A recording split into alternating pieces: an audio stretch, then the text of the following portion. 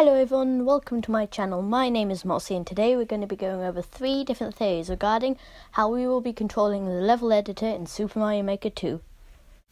The first one I would like to address is touch controls. The idea is that it will work in pretty much the exact same way as the Wii U. However, the Switch is in many ways quite a different system to it and doesn't have a stylus. This means that the mechanics might have to be altered slightly, as we would be using our fingers instead. But there are some advantages that the Switch has over the Wii U gamepad. For example, the Switch is a multi-touch screen, perhaps allowing for some screen gestures, like pinching 2 fingers together to zoom out. Mario Maker 1 didn't have a zoom out feature, but we already know there was one in this game, as we see in the announcement trailer here.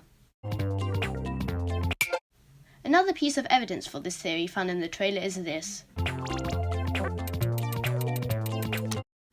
Didn't see it? Try focusing on the cursor. It just instantly moved from one part of the screen to another, something that seems to be undoable if it wasn't using touch controls.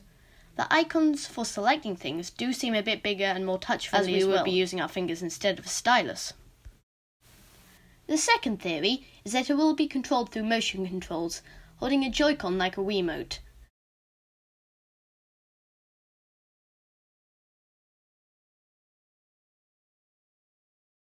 I'm guessing here, but the fact that they decided to go with a wheel menu makes me believe that motion control creating using the Joy-Cons as pointers is maybe going to be a thing. Such menus just work pretty good when using a pointer. It's for example how they designed the item wheel in Skyward Sword. I'm just guessing here, but when I saw this menu wheel, I immediately thought this looks as if it was designed with motion controls in mind. However, I don't think this will be the case. The reason the motion-controlled item selection wheel on the Wii works is because of the infrared technology in the Wiimote, coupled with the sensor you place on your TV or monitor. There is no such sensor compatible with the Switch, or the technology in the Joy-Con to make it work. The closest thing I could imagine working was by using the docked Switch as a sensor device and just tracking what direction the Joy-Con is facing relative to the dock. I think this would be incredibly impractical and inaccurate, as the system wasn't designed for this, and unless your dock wasn't sitting on top of your TV, you would be forced to aim off to the side. Another thing against this idea is that it would not be very portable, a huge selling point of the Switch.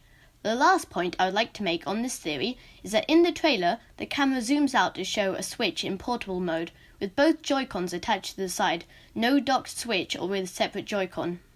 The final idea I would like to draw attention to is controlling an on-screen cursor with a joystick. This is how I personally see the game working, and I'll tell you why. The original game had a hand or cat paw reach up whenever you place something and then disappear. In the trailer, we see a small cursor stay on the screen the entire time. It also only seems to move in 8 directions, exactly orthogonally or exactly diagonally. With touch controls, it would not make sense to move in these exact directions. I feel you would be moving more freely.